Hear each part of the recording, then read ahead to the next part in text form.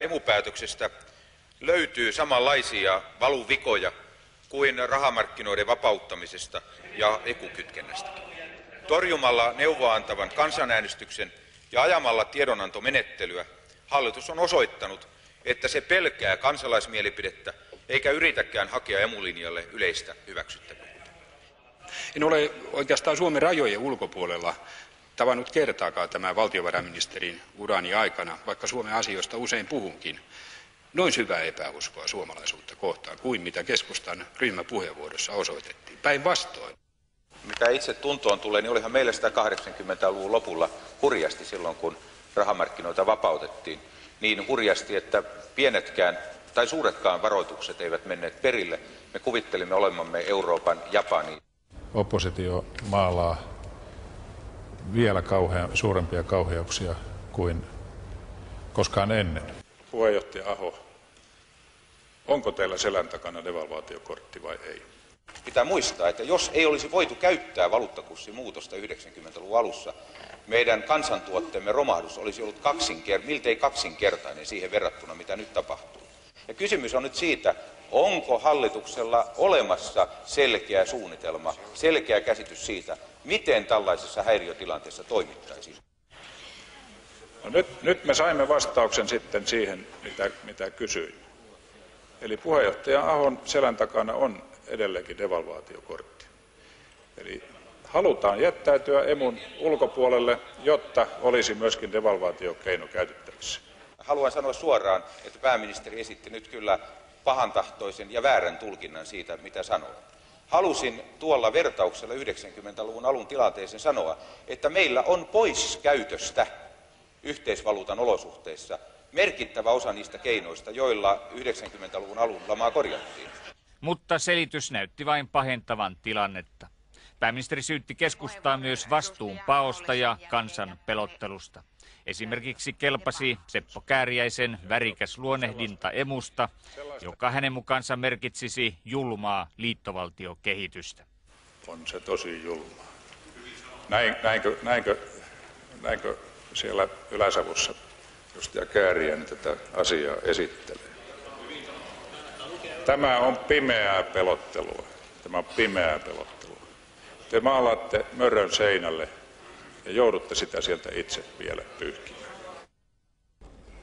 Äänestyksessä on annettu 135 jaa-ääntä, 61 ei-ääntä, 1 tyhjä ja poissa 2.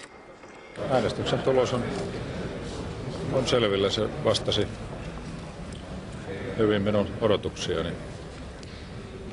Eli hallitusrintama piti hyvin.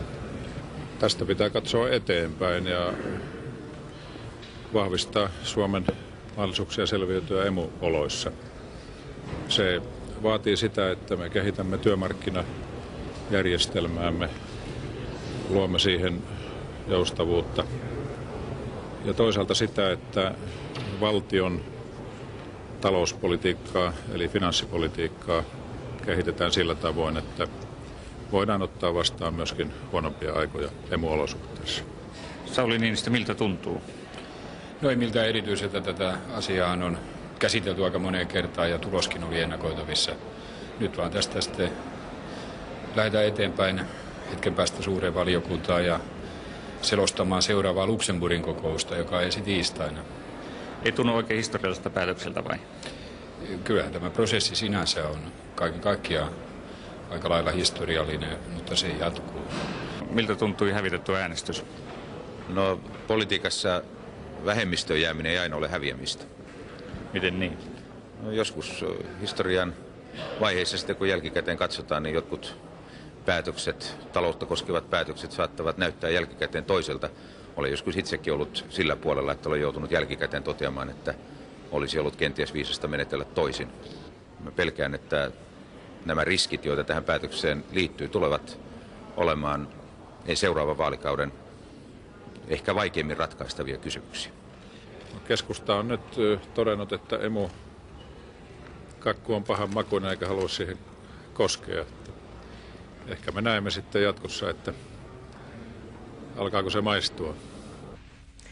Emu-viikko on nyt siis takana. Äänestystä tänään eduskunnassa seurasi politiikan toimittajamme Matti Maunu. Suuri päätös, mutta tiedetäänkö mitä itse asiassa on nyt edessä?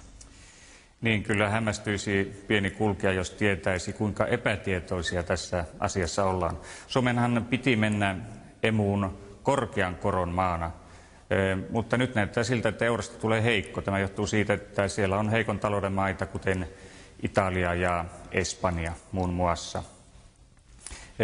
Kun etukäteisarviot näin paljon heittävät, niin ei todella tiedetä, missä mennään. Lisäksi eduskuntahan politisoi sen keskustelun, jossa yritettiin keskustella siitä, että mitä kriisitilanteissa voitaisiin tehdä.